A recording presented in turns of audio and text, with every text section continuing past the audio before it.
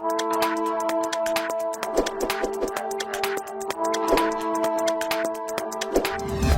Evangelho é de Jesus, mas quem escreveu foi Lucas. O capítulo é o 7 e eu vou ler a partir do verso de número 12 ao verso de número 15. Lucas capítulo 7, do verso de número 12 ao verso de número 15. Texto conhecidíssimo da igreja, mas que Deus quer falar conosco nessa noite. Lucas capítulo 7, a partir do verso 12 ao verso de número 15. Todos que acharam, digam amém. Amém. E quando chegou perto da porta da cidade, eis que levavam um defunto, filho único de sua mãe, que era viúva, e com ela ia uma grande multidão da cidade. E vendo-a, o Senhor moveu-se de íntima compaixão por ela, e disse-lhe: não chores. E chegando-se, tocou o esquife, e os que o levavam pararam, e disse: jovem, a ti te digo, levanta-te. E o que fora defunto assentou-se e começou a falar, e entregou-o à sua mãe. Quem pode dizer glória a Deus? Só para encerrar, só essa parte aqui, ó. E o defunto assentou-se e começou a falar. Vamos lá no 3 todos juntos, só esta frase, 1, 2, 3. E o defunto assentou-se e começou a falar. Amém. Profetiza para alguém que está do seu lado, digo, o defunto vai falar. Pode se assentar. Quem é pentecostal pode fazer o barulho que o diabo não gosta. Glória a Deus. Queridos irmãos, pastor Neemias, a Assembleia de Deus em Betim, é uma das igrejas que ainda no Brasil tem esse bom costume, sentar para refletir, para pensar, para dar tempo, para que a mensagem de Deus seja pregada, para que a palavra de Deus seja exposta. E eu não tenho dúvidas que esse é o maior termômetro de um avivamento em uma igreja que está em avivamento. E avivamento sem Bíblia não pode ser um genuíno avivamento. Portanto, Deus seja louvado por essa igreja, pela visão, pela liderança dos nossos pastores. Queridos, nessa noite eu chamo a atenção de toda a igreja para pensarmos nesse texto corriqueiro, conhecido, que todos um dia já leu, releu, já pensou acerca do mesmo, já ouviu diversas mensagens, diversos caminhos, mas alguns dias atrás, enquanto eu estava fazendo um devocional, Deus inspirou-me para ver, para detectar, para observar alguns ensinamentos que estão por detrás aqui das entrelinhas desses versículos preciosos, dessa história que é narrada por Lucas. Antes de aplicar a mensagem que Deus colocou no meu coração, eu preciso, como guisa introdutória, destacar, observar, dar nota em pelo menos 3 situações que eu entendo ser peculiaridade desta história. E a primeira é que essa história é uma exclusividade da narrativa lucana. Apenas Lucas é quem narra-nos acerca desta história. Você não encontra esta história na narrativa de Mateus, de Marcos ou de João. Apenas Lucas é quem narra-nos acerca desta história. Logo, esta história é uma exclusividade da narrativa de Lucas. Uma segunda observação que preciso destacar Como guisa de introdução acerca desta história, é que Lucas, quem a escreve, quem narra, quem nos informa, quem nos fala sobre ela, é grego. E quem conhece sabe que o grego, principalmente nesta época, não lia e não engolia, não absorvia qualquer coisa. Uma característica peculiar do grego é que ele é detalhista. Por isso, de todos os evangelistas, Lucas é quem se destaca, quem se distingue pelo fato de ser grego, é o mais detalhista entre os evangelistas, mas por mais detalhista que Lucas era, Lucas não faz questão de nos apresentar esta mulher pelo seu nome. Ela é uma pessoa, tem um nome como qualquer uma outra pessoa, mas Lucas não fala-nos acerca do nome desta mulher. Lucas nos apresenta esta mulher por uma marca que ela carregava. E Lucas fala-nos acerca de uma viúva, que se você analisar a sua biografia, logo você vai perceber que a vida dela está dividida em 3 fases: passado, presente e futuro. O passado dela é triste, viúva, perdeu o esposo. Não bastando ter um passado triste, o presente é amargo, perdeu o filho.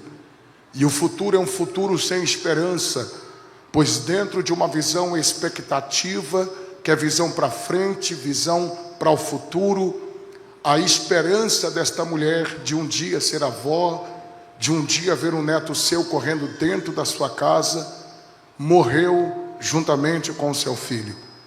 A Bíblia diz, e uma terceira observação que eu faço questão de destacar, é que quando Lucas nos informa acerca desta história, Lucas está querendo nos deixar claro que não morre só um jovem aqui. Não é simplesmente um ser tricotomista, que tem corpo, que tem alma, que tem espírito, que está morto. Não é simplesmente um jovem que tem entre 17 a 24 anos de idade. É toda uma projeção familiar, toda a responsabilidade que estava sobre o pai em vida, na sua morte, automaticamente foi transferido para este filho. Quem conhece um pouco desta cultura, do contexto sociológico, histórico, cultural, sabe muito bem que toda a responsabilidade que estava no pai, na morte dele, automaticamente foi transferido para o filho, e era este jovem em vida quem deveria cuidar da mãe, proteger a mãe, gerar alimento para dentro da sua casa, e o mais importante dentro da cultura dos judeus, dar continuidade na história daquela família. Por isso, uma terceira observação que eu faço questão de destacar é que na morte dele morre a segurança, morre a providência e morre também a história daquela família. Isso é tão verdade que quem conhece Bíblia sabe que desde a antiga aliança a mulher valia aquilo que a mulher gerava. Gerando a mulher, tinha que gerar filho homem, porque gerando filho a mulher, ela ficava excluída por mais dias da sociedade. Levíticos capítulo 12 nos informa de uma forma cirúrgica acerca deste contexto, pois na visão dos judeus, o filho homem está falando de história familiar. Todos os judeus entendem que está sustentado sobre os ombros do homem a responsabilidade de levar adiante o nome da sua família. E para os judeus, isto é história. Judeu gosta de história. Judeu entende que Deus é Deus de história. E de fato Deus é Deus de história. Porque quando você lê a expressão Deus de Abraão, Deus de Isaac, Deus de Jacó, isso é Deus de história. É por isso que está inserido nas páginas da Bíblia Sagrada, tanto nas páginas verotestamentárias como nas páginas neotestamentárias, textos que diz que Ciclano gerou Betrano, Betrano gerou fulano, fulano gerou não sei quem. Não sei se você já leu isso na Bíblia, aqueles nomes que parecem mais línguas estranhas. E naquele período que você tira para orar, de repente, depois de 30 minutos de oração, você se levanta, vai abrir a Bíblia para ver o que Deus quer falar.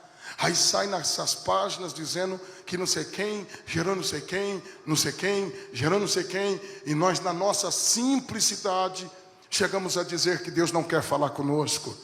É porque nós não entendemos que quem escreveu a Bíblia foi judeu. Judeu gosta de história. Judeu entende que Deus é um Deus de história. É por isso que quando Jesus foi introduzido no cenário do Novo Testamento, ele não foi bem-vindo, porque todo mundo queria saber quem é ele, de onde ele veio, de qual tribo ele descende, quem é a família dele, quem é o pai dele, quem está por trás dele, qual é a árvore genealógica de quem ele descende. Para o judeu, essas informações é importantíssima, porque nisto eles fundamentam a história de uma pessoa.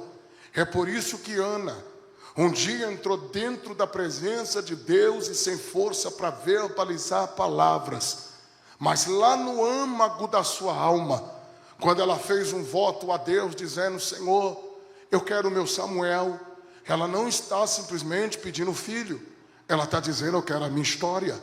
Quando você vê a Bíblia falando que Abraão entrou dentro da sua tenda, no capítulo 15 do Gênesis, e ele questiona, reluta com Deus acerca da semente que Deus falou-lhe que lhe daria, aquele que seria o seu filho e que a partir dele viria uma nação.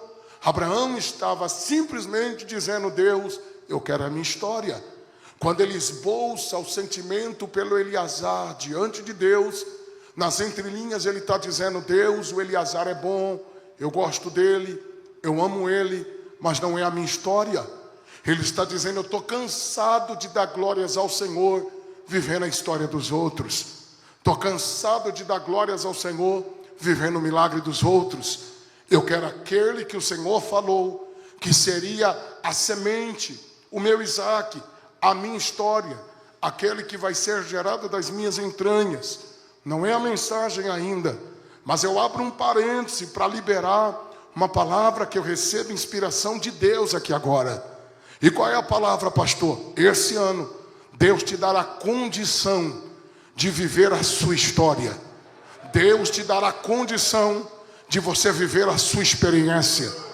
Deus te dará condição de você glorificar ao nome dEle pelo milagre que Ele vai fazer na sua vida. Oh, glória a Deus. Alguém deu glória a Deus e pegou a palavra. O que eu estou tentando te dizer é que o tempo do Eleazar vai acabar na tua vida. Deus está trazendo um novo tempo para a sua vida. O tempo do Isaac está chegando na tua casa. O tempo do Isaac está chegando na tua vida. O tempo do Isaac está chegando no teu ministério. Vou liberando a palavra, já estou liberando. Quem crê vai recebendo. O tempo do Isaac está chegando para a tua família. Eu estou debaixo da autoridade do nome de Jesus, liberando a palavra para quem crê. Chega de viver a história dos outros. Deus está te dando a tua experiência. Tem um divisor de águas aqui, e eu sinto que Deus dará a história de alguém aqui hoje. Agora nós precisamos entender o que, pastor? Que quando a Bíblia fala da morte dos filhos de Jó, foi a história da família que morreu. Quando a Bíblia fala que Raquel chegou diante de Jacó e disse: eu quero ter filhos, e se eu não tiver filhos nessa existência, do que vale eu viver? Ela está dizendo: eu não tenho história, Jacó, do que vale eu viver então? É por isso que a ira de Jacó se acendeu. Jacó toma a palavra, olha para Raquel e diz: estou eu no lugar de Deus que impediu o fruto do teu ventre? Jacó está dizendo: calma aí, Raquel, não é comigo que você tem que falar. é com aquele que dá história. Porque quem escreve a história do homem não é eu, Jacó, o homem. Quem escreve a história do homem é Deus. A caneta está na mão de Deus. Deus é quem dá história. Quando a Bíblia fala da morte dos filhos de Elimeleque e Noemi, o Malom e o Quelion, foi a história daquela família. Pastor, aplica, vou aplicar. Nesta guisa introdutória, o que eu estou tentando lhes informar é que o que está dentro daquele caixão é a história daquela família. E é isso que o diabo quer fazer. Satanás quer destruir história, acabar com história, desconstruir história, desmistificar história. E aí, acredite se quiser, o Espírito de Deus ministrou no meu coração enquanto eu estava fazendo o meu devocional. E qual foi a palavra, pastor? Ninguém vai sepultar a tua história. Ninguém vai enterrar a tua história. Ninguém vai acabar com a tua história. Eu estou liberando a palavra para quem crê. Não vou fazer a rodeio, vou explicando e aplicando. E quem crê toma posse. Porque tudo que o inimigo quer fazer é destruir a história da tua casa, a história da tua família, a história do teu ministério. Mas quem escreveu a tua história foi Jeová. E nenhuma ferramenta preparada vai prosperar. Quem pode dar glória a Deus por esta palavra? Oh, glória! Eu não gosto de fazer isso, mas quebra o protocolo. Olha para duas pessoas e diga: pode dar glória, porque ninguém vai enterrar a tua história. Diga para ele: pode dar glória, porque ninguém vai enterrar a tua história. Pode dar glória. Tudo que o diabo quer é enterrar a história. Tudo que Satanás quer é acabar com a história. Mas a última palavra quem dá não é o inferno. Quem dá a última palavra é Jesus Cristo de Nazaré. Oh, glória a Deus. O que você precisa entender, ainda nesta guisa de introdução, é que é por isto que Mateus começa a sua narrativa, o evangelho escrito por ele, falando acerca da genealogia do Cristo. Pois todos os irmãos que conhecem de Bíblia sabem muito bem que todos os evangelistas escreveu com um propósito específico e também para um povo em específico. Marcos, por exemplo, escreve aos romanos e escreve com uma proposta de apresentar o Cristo como servo. Lucas, por sua vez, escreve aos gregos e escreve com uma proposta de apresentar Cristo como Filho do homem, o homem perfeito. João, pela sua vez, é mais amplo na sua teologia e escreve para a igreja de todos os tempos. E por isso João é mais profundo, e quando começa a sua narrativa, começa falando acerca do verbo. No princípio era o verbo estava com Deus, o verbo era Deus, o verbo se fez carne, o verbo habitou entre nós. João é mais profundo. Mateus, por sua vez, escreve aos judeus e escreve com uma proposta de mostrar Jesus como verdadeiro Messias. E a proposta de Mateus em apresentar ou abrir a sua narrativa se utilizando da árvore genealógica do Cristo é se utilizar de um método para alcançar os judeus para quem ele está escrevendo. Porque se tem uma coisa que judeu gosta, é dessas coisas, porque judeu entende que isto é história. Em Mateus começa falando da genealogia do Cristo. Não é a mensagem, mas eu vou liberar algo aqui que não estava no script do sermão. Por quê, pastor? Porque Mateus capítulo 1, versículo de número 1, o texto diz, se puder colocar, não pode colocar no telão? Pode colocar, pastor? Pode? Coloca no telão, por favor, Mateus capítulo 1, versículo 1, só para os irmãos entenderem. Mateus capítulo 1, versículo de número 1. Enquanto eles vão colocando ali, eu vou me ajustando. Isso, chegou.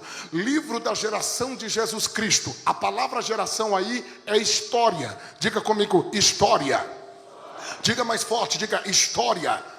Livro da geração, ou seja, livro da história. De quem, pastor? De Jesus Cristo. Filho de quem? De Davi. Filho de quem? De Abraão. Pastor, não entendi. Livro da geração de Jesus Cristo, filho de Davi, filho de Abraão. Observe que aí é a plataforma que vai apresentar os próximos versículos. E do versículo 1 ao versículo 17, o texto vai mostrar a árvore genealógica do Cristo, a sua história. Agora coloca o versículo de número 18, por favor, só para esse povo entender o que Deus quer falar conosco aqui agora. Versículo 18, ora, o nascimento de Jesus Cristo foi assim, calma aí, só que, e eu abro um parênteses, do 1 ao 17, a história, mas Jesus nem tinha nascido ainda. Jesus nasce no versículo 18. E qual é a senha, pastor? Qual é o segredo? O segredo está aqui. Ele nem tinha chegado, mas já tinha história. Ele nem tinha nascido, mas já tinha história. Ele nem tinha aparecido, mas já tinha história. O que Mateus está querendo dizer, pastor João, é que Jesus chegou e não chegou no fruto do acaso. Jesus não é fruto de uma mente humana. Jesus não está aparecendo do nada. O que Mateus está querendo dizer para os judeus é que ele está chegando agora, mas já tem história. Meu Deus, não deu glória a Deus porque não quis. Mas segura, porque, pastor, o maior problema da nossa geração é que nós queremos chegar sem antes ter história. Primeiro tem que ter história, depois chega. Primeiro tem que construir uma história, depois chega. Primeiro tem que ter história, depois acontece. É o processo, faz parte do kit. Deus é um ser processual. Deus nunca vai honrar alguém sem antes ferir ele primeiro. Por quê, pastor? Porque faz parte do kit da história. É a história sendo construída. E se não marcar nada do que eu estou pregando, pega essa. Porque às vezes a maior beleza do negócio não está quando você chega, mas está nas experiências que você vai adquirindo conforme Deus vai lhe permitindo passar pelos processos. É a história. Não estou entendendo, pastor. Filho de Davi, quer dizer, está chegando agora, mas já tem uma profecia. Filho de Abraão, está chegando agora, mas está debaixo de promessa. Só pegou quem está ligado. Qual é a palavra, pastor? Deus está dizendo, calma, eu estou escrevendo a tua história. Eu sinto que eu estou pregando para alguém aqui. Glória. Eu já vou voltar para o corpo do sermão, mas eu abro um parêntese para ser profeta, voz profética de Deus, para alguém que está me ouvindo aqui. Porque o segredo do voo nunca foi a decolagem. O segredo do voo é a duração do voo. Tem gente que decola rápido, mas voa pouco. Tem gente que é igual o balão japonês, voa aqui, cai ali. Querido, olhe para cá. Não é esta a senha. Nós fazemos parte de uma geração pragmática, imediatista, fast food, onde a gente pede aqui, não tem mais paciência para esperar, já queremos receber ali. E se demorar um pouquinho ali, a gente já fica bravo, vai embora, vai para outro lugar, onde pode servir com mais velocidade. Por quê, pastor? É o contexto. Mas na obra de Deus isto não funciona. Na obra de Deus isto não combina, não tem nexo. Deus tem o tempo dele, e o tempo dele é Kairos. O nosso tempo é Cronos, é tic-tac humano. Jesus não faz as coisas no meu tempo, Jesus faz as coisas no tempo dele. Queriam fazer as coisas e Jesus dizia, ainda não é chegado a minha hora. Por quê, pastor? Porque ele está escrevendo, está desenhando, está criando, está construindo, está levantando a plataforma da história de alguém aqui. E eu estou sentindo que eu estou pregando para alguém, que o diabo já sabe onde isso vai dar. porque ele não é onisciente, mas é sagaz, já fez as contas. E qual é a ideia? Tem que quebrar, tem que destruir, tem que acabar. Mas eu libero a palavra para quem crê. O Deus que começou a boa obra,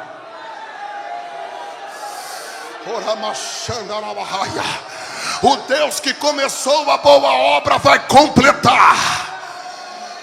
Glória, glória. Toda a história que é escrita por Deus é gerada no útero do sofrimento.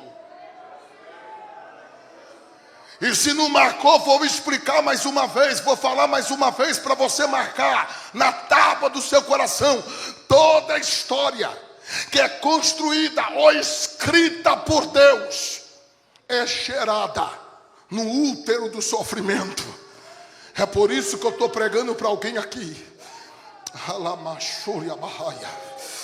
E me diz o espírito de profecia que eu estou pregando para alguém que está me ouvindo aqui, que parece que a coisa não vai, está travado e não está entendendo nada. Só que segura, porque eu vou começar a aplicar isso daqui. Mas antes eu preciso abrir um parênteses para lhe dizer, e é fundamento bíblico. Aquele lugar já era conhecido daquela mulher. Já, pastor? Já. É viúva. Já tinha chorado lá. Já tinha sentido a dor da perda lá. Ela estava a caminho do cemitério. E naquele caminho ela já havia molhado aquele solo com as suas lágrimas. Por quê, pastor? Porque perdeu o esposo. E aí, pastor? E aí que ela está passando novamente. E qual é a palavra, pastor? Parece que eu estou vendo. E é a história de algumas pessoas aqui. De novo. De novo. De novo. Eu até me preparei para outras, mas de novo. Eu até me preparei para outros embates, mas de novo. Eu até me preparei para outras decepções, mas de novo. Eu até me preparei para outras batalhas, mas de novo. Parece que eu estou vendo. Segura, para você entender. Deixa eu desenhar isso daqui para você pegar, porque parece que eu posso ver. Lá vai as capideiras e os flautistas. Lá vai a multidão. Lá vai os carregadores de caixão físico aqui, na literalidade do texto. Tem gente carregando o caixão aqui. E lá vai a mulher chorando novamente. Quem sabe, consigo mesmo, ela está dizendo, de novo. De novo. Eu até me preparei para enfrentar outros caminhos, mas de novo. Eu até me preparei para passar por outros caminhos, mas de novo. Segura aí para você entender. Por quê, pastor? Porque está no texto. O quê? Que ela está acompanhada de uma grande multidão. Se não marcar nada, marca essa. Por quê, pastor? Porque a multidão está acompanhando um defunto. Sim ou não? Sim ou não? A multidão está acompanhando quem, gente? Um defunto. Então quer dizer que defunto também atrai multidão. Vigia, porque o fato da pessoa ter não sei quantos seguidores quer dizer que está vivo. Vigia, porque o fato da pessoa ter não sei quantos views na internet, no YouTube, significa dizer que está vivo. Às vezes está seguindo um morto e não sabe. Eita. Não estava no script, mas está descendo. Por quê, pastor? Porque o que nos credencia ainda não é o número de seguidores. Não é o views que nós temos na internet.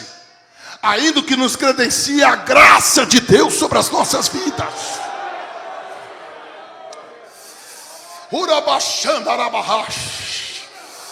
Eu não sei se você vai dar glória, mas eu vou ter que falar. Porque como pregador do evangelho, às vezes, eu até tento aconselhar, mentorear aqueles que de alguma forma é influenciado pelo nosso trabalho, pelo nosso ministério. Principalmente moços que desejam também o ministério da palavra. Vigia. Não se empolgue com o pregador da internet, com o coach da internet, só porque tem isso de seguidor, aquilo de views. Não, senhor. Dê crédito ao que o profeta da tua casa fala, porque o que sustenta crente na terra ainda é o arroz e feijão do dia a dia.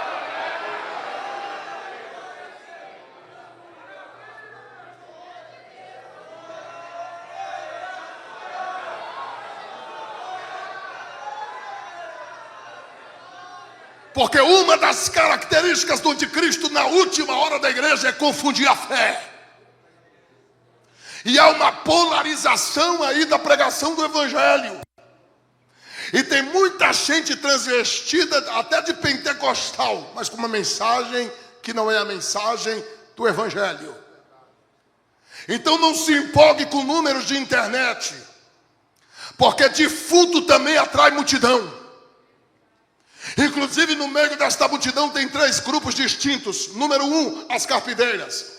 Por mais simples que fosse a família dos judeus aqui, no mínimo tinha uma carpideira. Desculpe. E quem eram elas, pastor? Mulheres que se vestiam de preto. E no ambiente fúnebre tinha que pegar a terra do chão, jogar no alto da cabeça, dar gritos agudos, tinha que chorar e tinha que fazer tudo perfeito. Porque era combinado um valor entre elas e a família do defunto. E no ato do sepultamento, o dinheiro vinha para as mãos dela. Não entendi, pastor. O grito, as lágrimas não tinham verdade.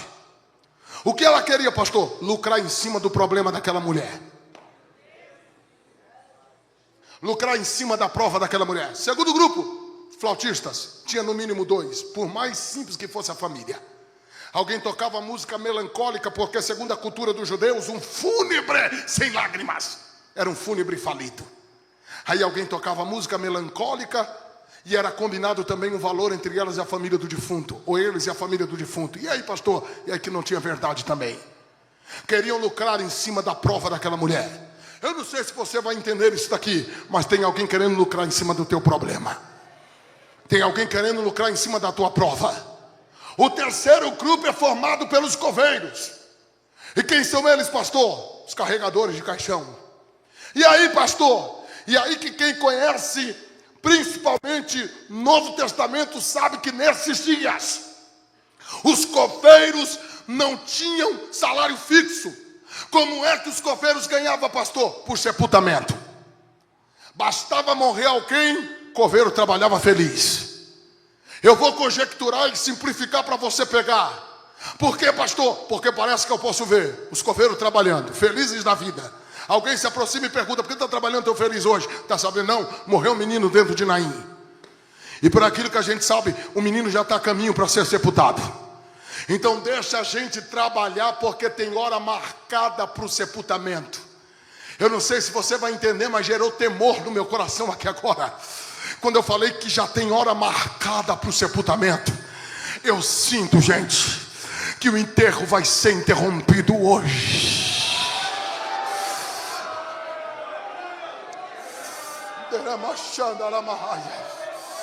Eu sinto que Deus vai interromper o enterro hoje.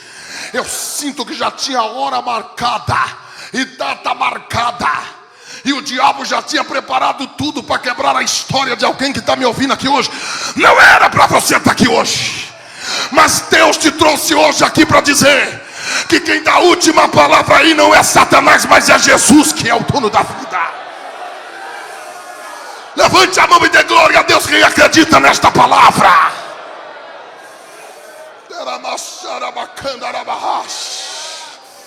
Já tinha hora e data marcada, e Satanás já estava preparando todo o protocolo. Me perdoe a simplicidade, mas dentro de uma conjectura, alguém está dizendo: hoje nós vamos tomar Coca-Cola, vamos comer picanha, porque morreu um cara dentro de Naim. Deixa a gente trabalhar, deixa a gente abrir a cova. Só que pega essa, e se não der glória agora, tá ruim, hein? Por quê, pastor? Porque enquanto tem coveiro trabalhando, Jesus também está trabalhando. Jesus está... Eita, eu senti a graça aqui. Terra. Eu não gosto de fazer isso. Você já percebeu que eu sou pregador da Bíblia, mas bate na mão de 2 crentes e diga: pode dar glória, porque Jesus está trabalhando. Diga para ele: pode dar glória, porque Jesus está trabalhando. Tem fofoqueiro trabalhando, mas Jesus também está trabalhando. Tem linguarudo trabalhando, mas Jesus também está trabalhando. Tem turma do contra trabalhando, mas Jesus também está trabalhando. Tem gente da banda B trabalhando, dando golpe baixo, fazendo reunião nos bastidores para tentar acabar com a tua história. Mas o Deus que escreveu a tua história está dizendo: borracha do inferno não pode apagar. Foi eu que escrevi a tua história.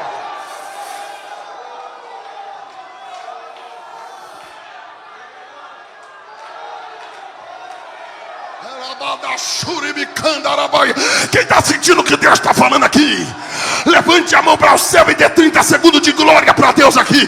Quem está morto fica com a boca fechada, mas quem está vivo enche o templo da Assembleia de Deus em Betim de glória a Deus. Agora sobe, sobe, sobe, sobe no glória, sobe no aleluia, porque eu sinto que Deus está aqui e Ele tem a última palavra nesse negócio.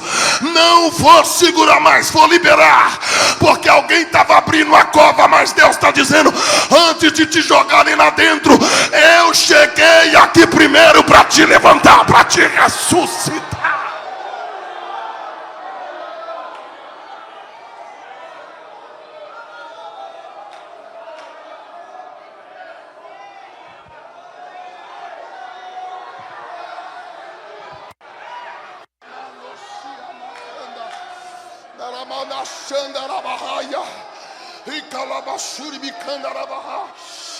Está sentindo aí? Está sentindo aí? Por quê, pastor? Porque lá vai a viúva, lá vai os flautistas, lá vai as carpideiras, lá vai a multidão, lá vai o defunto. Só tem uma coisa: o que, pastor? Lá vem Jesus. Não deu glória a Deus porque não entendeu. Vou repetir: lá vai a viúva, lá vai os flautistas, lá vai a multidão, lá vai o defunto, lá vai as carpideiras, mas lá vem Jesus. Lá vem Jesus. Lá vem Jesus. Jesus está na direção de Naim hoje. Pastor, Naim não é onde tem um problema assim. Jesus está na direção de lá. Aonde está o problema? Jesus está indo lá. Pastor, mas Jesus está indo lá. Eu estou dizendo que Deus preparou essa noite de segunda-feira para mexer na ferida. Ele vai tocar aonde está instalado o problema. Pega essa. Por quê, pastor? Porque lá vem ele. E ele vem acompanhado também de uma grande multidão.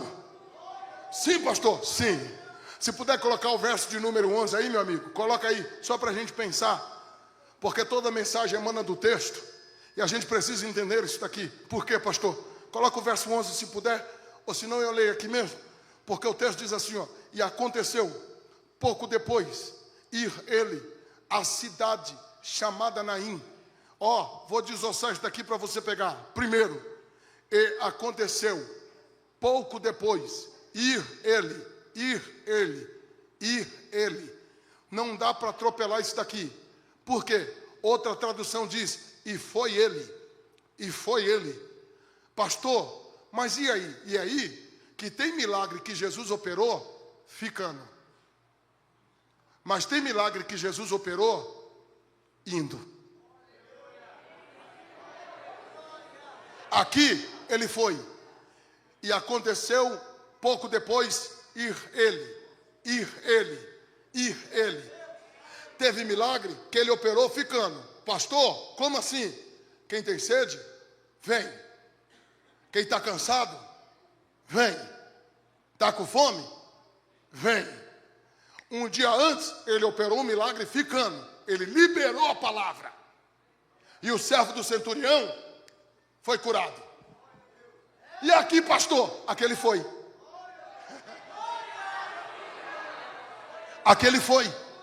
Aquele foi. Não vou repetir até você pegar. Aquele foi. Você não está entendendo, não? Não importa se ele vai ficar ou se ele vai. Mas um milagre. Pastor, estou aqui agora. Ele está indo lá. Não estou entendendo nada. Ele está indo lá. Mas está difícil. Ele está indo. Pastor, mas está complicado. Ele está indo. Eu não sei se você vai crer, mas não sei se é porque eu estou cheio de fé aqui. Mas eu estou profetizando. O que, pastor? Ele vai mexer no computador. Ele vai mexer no sistema. Ele vai quebrar o protocolo. Mas enquanto você está servindo a ele aqui, ele está indo lá. Pega essa, porque ó, a segunda parte do texto. E com ele. E com quem? E com quem? Com ele. Lucas capítulo 7, versículo 11. E com ele. Olha lá. E aconteceu no dia seguinte, ele foi. Está vendo? Estou na Bíblia, gente. Ele foi. Ele o quê? Ele o quê? Diga pro teu irmão, pode dar glória que ele já foi faz tempo. Não, você não falou, você me enganou. Diga para ele, pode dar glória porque ele já foi faz tempo. Você está preocupado como vai fazer quando chega lá e ele já foi faz tempo. Pegou ou não? É revelada a palavra. E ele foi, eu ouvi um aleluia bem bonito daqui. E ele foi à cidade chamada Anaim. Aonde tinha um problema? Aonde estava o problema? Ele foi aonde o problema estava instalado. Porque Jesus não corre de problema. Jesus vai resolver o problema. Ele foi à cidade chamada Anaim. É o evangelho. Porque evangelho é isso, é simplificar o profundo e aprofundar o simples. Isso é evangelho. E ele foi à cidade chamada Anaim. Agora, pega essa. E com ele iam muitos dos seus discípulos e uma grande multidão. Pastor, é só um grupo? Não. Não, senhor. Parece que é, mas não é. Pastor, mas muitos dos seus discípulos e uma grande multidão. Está todo mundo acompanhando Jesus? É. Confunde porque está todo mundo acompanhando Jesus e aí parece que é tudo a mesma coisa. Mas não é. Não, pastor? Não. Discípulo é uma coisa. Multidão é outra. Eita, pastor, sério? Sério. O fato de estar todo mundo indo na direção que Jesus está indo, não quer dizer que está todo mundo com ele. Porque multidão é uma coisa, discípulo é outra. Prova, pastor, só para não ficar nas minhas palavras. O que distingue, pastor, um grupo do outro? Simples. Multidão só consome. E discípulo, pastor, tem compromisso. E não deu glória a Deus porque não pegou. Mas discípulo está entendendo. Está entendendo. Se puder colocar Mateus capítulo 5, versículo 1, é o culto da palavra. Vamos lá, palavra. Mateus capítulo 5, versículo 1. Eu já libero a palavra aqui profética, mas vamos estudar. Mateus capítulo 5, versículo 1. Está no texto. Ó a diferença da multidão e discípulo.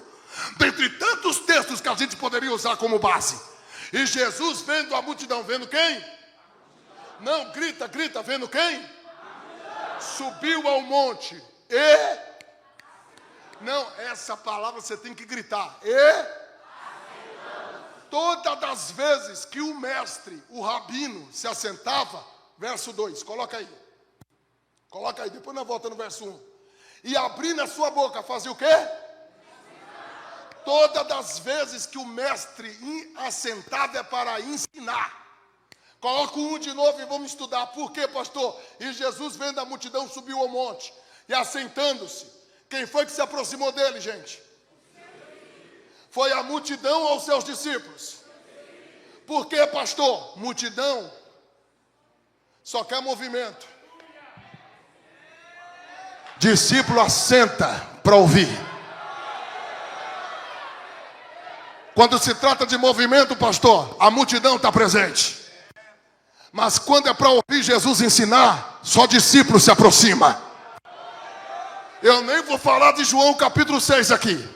Porque se a gente fosse desossar o capítulo 6 de João, enquanto Jesus está multiplicando pão e peixe, a multidão está lá.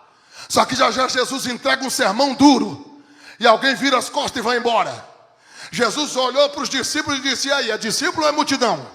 O Pedro toma a palavra e diz, não, nós não iremos não, como eles fizeram não. Para quem iremos nós? Não é para onde, porque o compromisso não é com o lugar, é com a pessoa, Jesus. Para quem iremos nós, se só tu tens a palavra de vida eterna? Jesus se retirava, pastor João, para descansar. A multidão ia até ele, não era para fazer uma companhia de paz saudável, não, era para trazer ele para o meio da multidão para ele operar. Por quê? Porque a multidão oscila, a multidão só está no caminhar das ondas, a multidão vai na agitação da coisa. Se tem pão e peixe, a multidão está presente. Quer ver o que é multidão e o que é discípulo? Multidão é o seguinte, não aconteceu o que ele quer aqui hoje, a semana que vem ele já não vem mais. Amanhã ele já não quer mais saber de igreja. E não dá o microfone para ele falar alguma coisa não, se você ver. E esquece de dar a paz do Senhor para ele, para você ver. Se já ele não está por aí falando que o pastor está metido, que isso, que aquilo. É multidão. A multidão está por aquilo que Deus dá. Discípulo está por aquilo que Deus é. Glória a Deus. Eu sei que é difícil dar glória agora, mas vamos fazer uma reflexão. porque isso é tão sério dentro da cultura dos judeus. E se não der glória agora está ruim. Por quê, pastor? Isso é tão sério que, segundo a história aqui, a cultura dos judeus diz que quando o mestre levantava os seus pés empoeirado, o discípulo já estava ali, ó, nas costas dele, colocando o pé debaixo do pé do mestre, para a poeira que o pé do mestre levantou caísse no pé dele, do discípulo, porque ele andava na mesma pegada do mestre. Quem é discípulo é diferente. Quem é discípulo é diferente. Quem é discípulo é diferente. Multidão só está nas ondas do movimento. Discípulo não. Discípulo, a porta está aberta, ele está aqui. A porta está fechada, ele está aqui. Não aconteceu o que ele não quis, o que ele quis, o que ele desejou, o que ele projetou. Ele continua crente. Ele está no próximo culto. Quem é discípulo aqui, levante as mãos e dá glória para Deus aqui. Mas eu vou liberar a palavra agora. Por quê, pastor? Porque eu estou fazendo todo este rodeio para pregar para você aqui. Por quê, pastor? Porque o verso de número 12 diz: e chegando perto da porta da cidade. Grita, irmão, com toda a propriedade. Diga: e quando chegou perto da porta da cidade. 1, 2, 3. E quando chegou perto da porta da cidade. Pega essa, porque foi isso que Deus falou comigo enquanto eu estava fazendo o meu devocional. Porque de forma descritiva só está aqui uma porta, e é a porta da cidade. É a porta da cidade. Prepara João 10:9 aí, filho. Só não coloca agora ainda, porque eu vou falar já já. E aí quando eu falar, você coloca para esse povo dar um glória a Deus, para acordar Betim. Por quê, pastor? Porque tem pelo menos mais 3 portas aqui. Tem, pastor? Tem. Tem, pastor? Tem. Pastor, mas só está a porta da cidade. Mas tem mais 3 portas. Simples. Quer ver? A casa da mulher tinha uma porta. Ela morava em uma casa. Tem porta ou não tem? Já tem 2. Pastor, e aí? E aí que ela está na direção do cemitério. Será que não tinha porta? Também tem. Já tem 3. Coloca João 10:9 aí, filho, por favor. Por quê, pastor? Porque cadê a outra porta, pastor? Foi Jesus quem disse: eu sou a porta. Não está entendendo?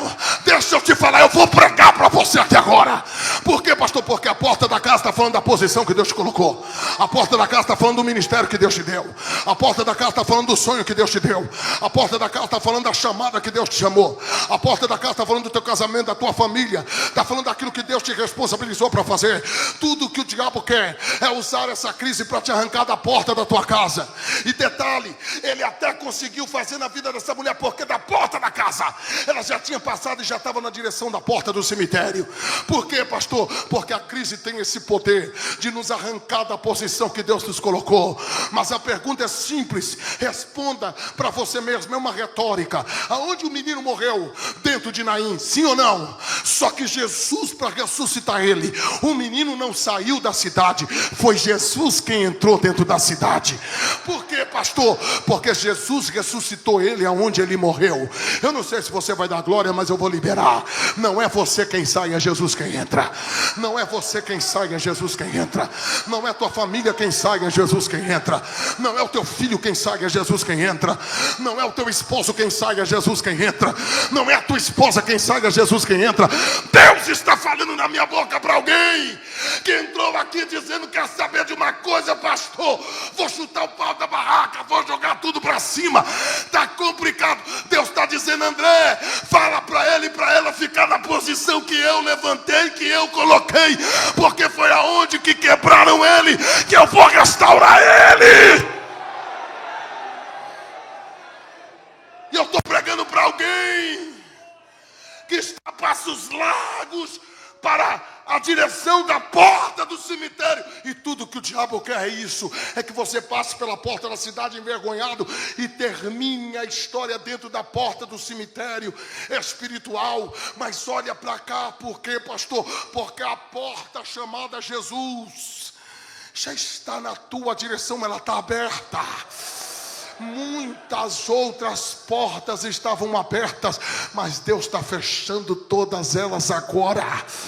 E Deus está dizendo: André, eu estou abrindo uma porta aqui hoje, e por essa porta ele vai passar e vai ter vida.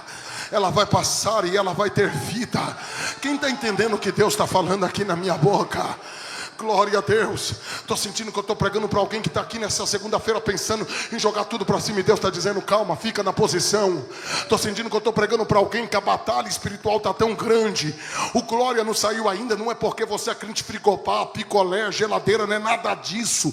Não existe crente super-homem, não existe crente mulher maravilha. Tudo que o inimigo está podendo fazer para te travar, ele está fazendo. Mas hoje vai cair cavalo, vai cair cavaleiro. A casa vai cair para Satanás e todo o inferno, porque o Deus que escreveu a tua história me trouxe de São Paulo hoje para te dizer: ninguém apaga aquilo que eu estou fazendo na tua vida. Ninguém desconstrói aquilo que eu estou fazendo na tua vida. Eu estou liberando a palavra para quem tem glória agora. Pastor, e aí? E aí que o inimigo está dizendo: sai, abandona, chuta o pau da barraca, joga tudo para cima. E Deus está dizendo: fica, aguenta, supera, fica na posição que eu te coloquei. Hoje eu sou membro da diretoria da minha igreja lá em Osasco, o qual o pastor Jefferson conhece. Mas dentro da cidade de Osasco, eu e a minha esposa dormimos dentro de velório por não ter casa para morar. Dormimos dentro de pronto-socorro por não ter casa para morar. Rejeitado pela família por adoção biológica.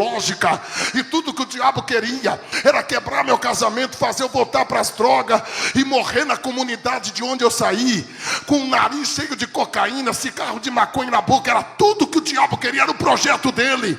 E tudo que Satanás queria era que eu abandonasse a minha fé. Mas eu superei, a minha esposa superou. Nós rompemos, nós vencemos. A chave foi virada.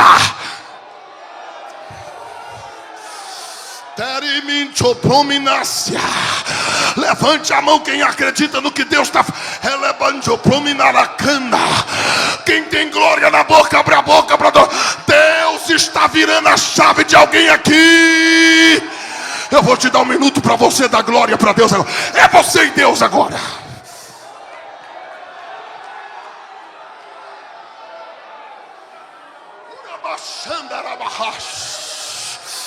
Um minuto de glória a Deus agora.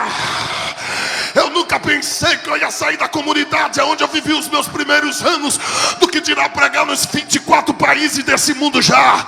Tô tão chique que eu tô pregando no maior culto da palavra desse país, aqui em Betim hoje à noite. E não deu glória a Deus porque ficou com inveja de mim agora. Mas deixa eu liberar a palavra para quem crê. Qual é a palavra, pastor? Levanta a cabeça. O Deus que escreveu a tua história está dizendo: eu vou te ressuscitar. Eu vou te levantar.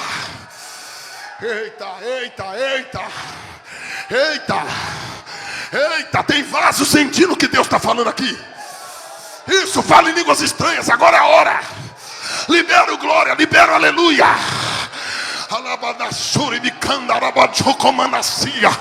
Eu estou tentando me segurar aqui e manter a ética, mas eu estou sentindo como uma dinamite espiritual querendo estourar aqui dentro desta casa. E aonde tem glória a Deus de verdade, Jesus já está enchendo aqui agora. Ele está enchendo. Ele está enchendo. Oh, glória a Deus. Oh, glória a Deus. Oh, glória a Deus. Oh, glória. Oh, glória. Oh, glória. Oh, glória. Tenta segurar essa glória que acabou de chegar. Tenta. Entrou uma nuvem de glória aqui agora. Eita, ela está em movimento para lá e para cá. O templo da Assembleia de Deus está tomado por uma glória agora. Pegou aqui no altar, pegou na nave da igreja, na galeria. Quem tem glória, aumenta o barulho de glória. Porque o projeto do diabo caiu por terra hoje. Pegaram água, colocaram no bule para servir no culto fúnebre da tua história. O bule vai secar em nome de Jesus. Os carregadores de caixão espiritual que mudem de profissão, porque senão irão falir. Porque o Deus que escreveu a tua história está dizendo: eu ressuscito histórias.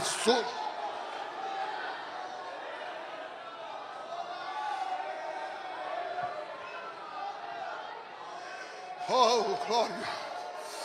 Oh, glória. Oh, glória. Eita, glória a Deus. Que glória é essa, gente?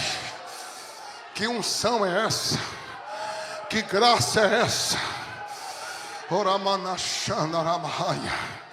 Meu Deus do céu. Adore a Deus. Vai adorando a Jesus. Vai adorando a Jesus. Eu vou me recompondo aqui. Você vai adorando a Jesus.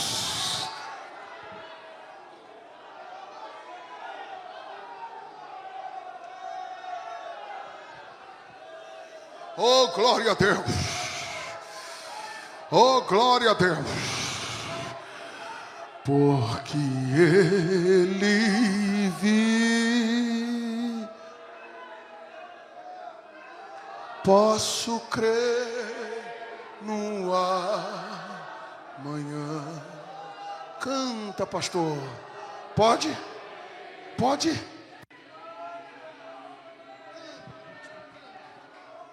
Temor não há, mas eu bem sei, eu sei que a minha vida está nas mãos de meu Jesus, que vive está. Porque Ele vive, posso crer no amanhã, porque Ele vive, temor não há, mas eu bem sei, eu sei que a minha vida está nas mãos do meu Jesus, que vive está.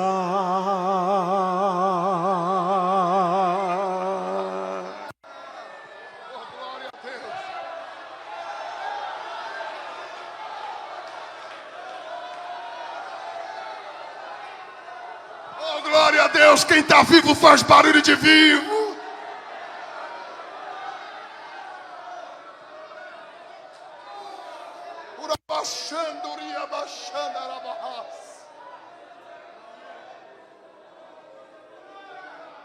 A pergunta que não quer calar é: quem foi que trouxe Jesus a Naim? Porque essa mulher não fez como a Marta e a Maria, que mandou um mensageiro buscar Jesus. Não foi. Essa mulher não fez como fez Jairo, que foi em um culto onde Jesus estava pregando e buscou Jesus para ir até a sua casa e resolver o seu problema, que foi ressuscitar sua filha. Ninguém aqui foi buscar a Jesus humanamente falando. Não está no texto que a mulher orou, jejuou. E é claro, é o contexto imediato. Eu não estou fazendo apologia a não busca através da oração e o jejum. Pelo amor de Deus, não confunda. É o contexto imediato. O texto só fala uma coisa que essa mulher fez. O que, pastor? Ela chorou. E aí só vai entender isso daqui quem está sensível. Eu creio que quem trouxe Jesus aqui foi as lágrimas dela.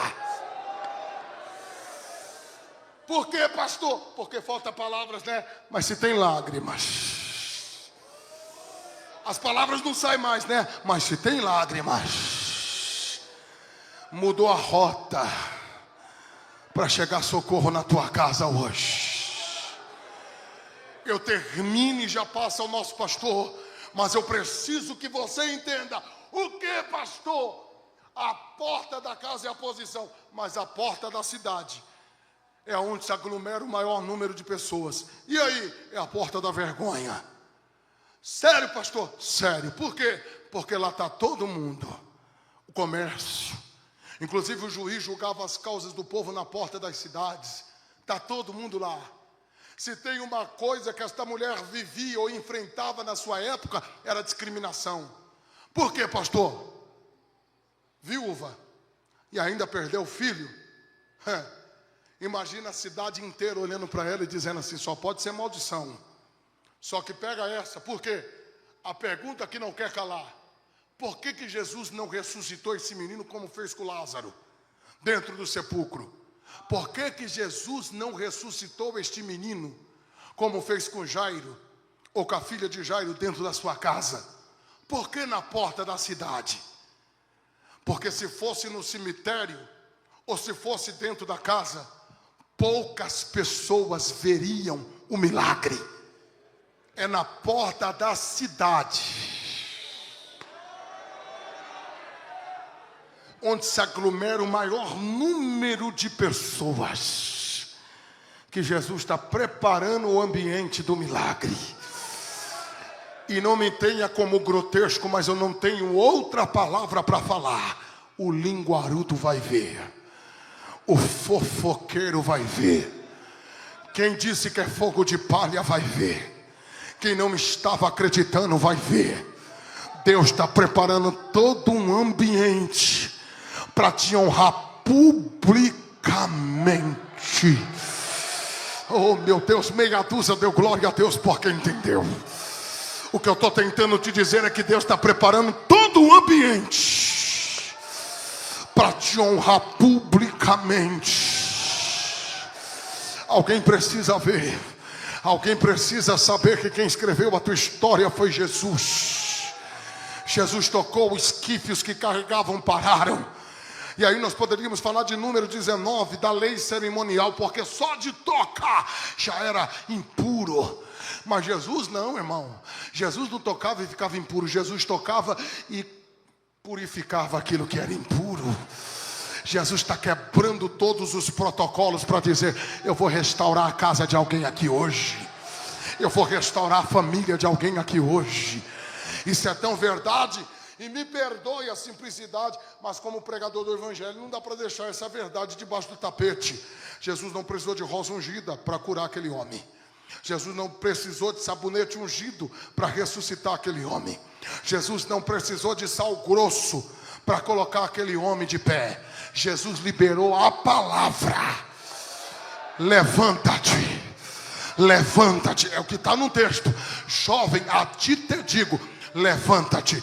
E Lucas, que é doutor, diz, e o defunto falou. O médico está chamando de defunto e Jesus está chamando de jovem. Eita, não deu glória a Deus porque não pegou, não estava no script. Desceu agora, estou mandando, é revelação de texto. Enquanto o doutor está vendo defunto, Jesus está vendo jovem. Enquanto o doutor está vendo o problema, Jesus está vendo a solução. Jovem, jovem, jovem, a ti te digo, levanta-te. Aí o texto diz para terminar, e o defunto assentou-se e começou a falar. São duas evidências da vida. Primeiro, ele se assenta. Segundo, ele se levanta. Quando ele se assenta, é para alguém ver. Quando ele fala, é para alguém ouvir. Por quê, pastor? Porque alguém vai ver e também vai ficar sabendo, vai ouvir o que está acontecendo na tua Naim. Porque tem gente que pensa que já era. E o palco da maior vergonha, Deus está dizendo, eu vou fazer palco da maior manifestação da minha glória. Alguém vai ver e vai ouvir. Alguém vai ter que saber que foi eu quem escrevi a tua história. Pastor, e o defunto falou o quê? Irmão, não me faça essa pergunta porque eu não vou saber te responder. Por quê, pastor? Porque aonde a Bíblia se silencia, não há mais voz. Tem gente que pega uns contextos históricos aí, coloca na conta de Eusébio de Cesareia, e Eusébio de Cesareia não falou nada. Quando é Antigo Testamento, coloca na conta de Flávio Josefo, e Flávio Josefo também não falou nada.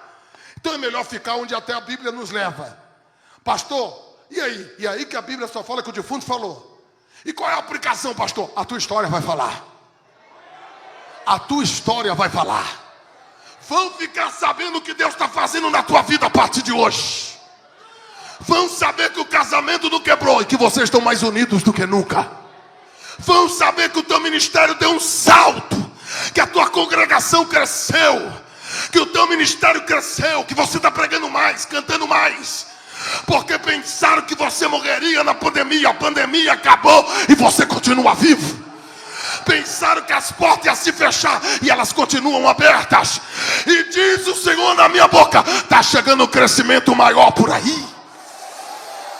Não estava no script, mas o versículo 16 diz: e todo se apoderou o temor, e glorificavam a Deus. Quem é que glorificava a Deus aqui, pastor? Quem é que sentiu temor aqui, pastor? Quem estava na expectativa de jogar terra na cova da mulher. Quem é que glorificou aqui, pastor? E quem sentiu temor aqui, pastor? É quem estava na porta da cidade dizendo: já era. Eita, pegou não? Deus está dizendo: eu estou mudando o ambiente por causa de você. Eu estou entrando lá agora e estou operando um milagre. Você acredita que Deus está falando aqui ou não? Levante as tuas mãos e eu passo para o nosso presidente agora. Meu Deus do céu, faz tempo que eu não tenho um tempo para pregar mais de 1 hora. Jesus, hein? Isso é avivamento em Betim. Levante as mãos em nome de Jesus. Levante as mãos. Uramante ou prominácia. Urabachanda ramahaya.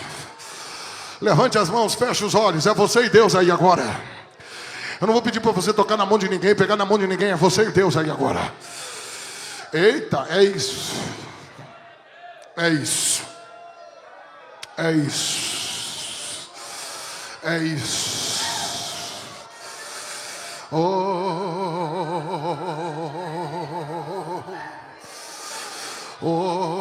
Desceu uma unção de Deus aqui agora. Quem nunca falou em línguas poderá falar em línguas estranhas pela primeira vez agora. Aleluia! Aleluia! Eu estou ouvindo línguas hispânia, inglesa, grega, italiana. Deus está dizendo: André, eu estou dando vida para aquilo que morreu agora. Eu estou ouvindo uma voz do meu lado direito, que eu já ouço há muitos anos, e está me dizendo: André, está acontecendo 3 coisas aqui agora. E quem crê vai selar a palavra profética. O que estava morto, Deus está dando vida agora. O que estava parado vai decolar a partir de agora. Uracatote, acabadacatota, tá. E catacatuta, tá, tá, tá. E caturia candarabaia, toria, tá, tá. E calabachuri, me candarabaia. Tem uma glória de Jesus aqui. Deus está dizendo: pastor Neemias, é tempo de avançar mais um pouquinho. E as reuniões que acontecerão, eu já antecipei os projetos, o conteúdo do que será tratado, e é de avanço. E eu estou confirmando esse negócio aqui agora, porque enquanto a igreja está reunida aqui, estou colocando estacas nas mãos de vocês. E a minha ordem é: lancem as estacas, porque aonde elas caírem, vou marcar o território e vou dar para minha igreja. Assim diz o Senhor.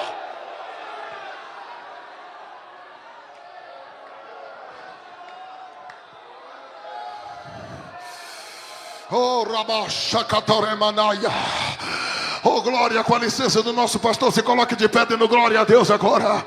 Se coloque de pé dando glória a Deus agora. Se você tem comunhão com essa pessoa que está do teu lado, homem com homem, mulher com mulher, só abraça o sexo oposto se for teu cônjuge. Se não for, não abraça.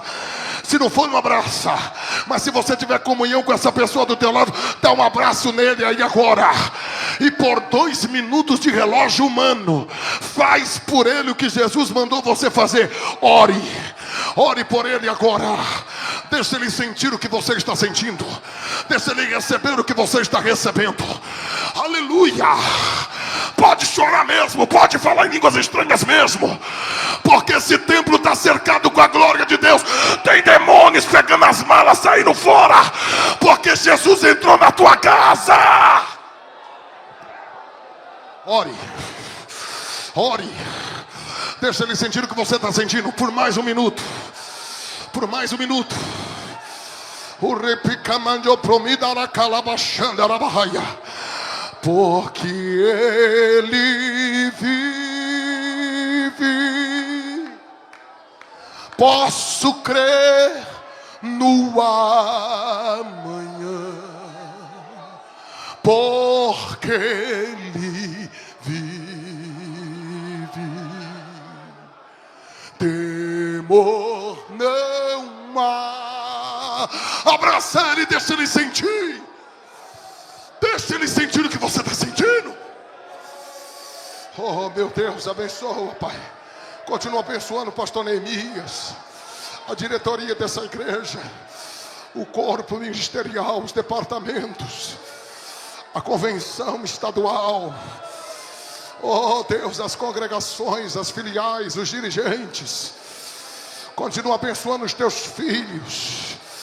Tu entrastes em Naim para promover o maior avivamento da história. Eu sinto de profetizar. 2023 é ano de avivamento para a Assembleia de Deus em Betim. Essa igreja que já vem avançando em todos estes anos. Mas eu sinto, Deus, que os teus filhos estão às portas do maior avivamento da história deles. Tem algo sobrenatural para acontecer nesses próximos dias. Dá um sinal para os teus filhos que a tua palavra é verdade em cima deste altar. Porque eu estou sentindo que o Senhor está mexendo na política, está mexendo nos alicerces. Eu sinto que o Senhor está mexendo onde a mão humana não pode. Tem algo travado no sistema que vai ser destravado. Documento será assinado. Milagre está acontecendo aqui agora. Glória a Jesus.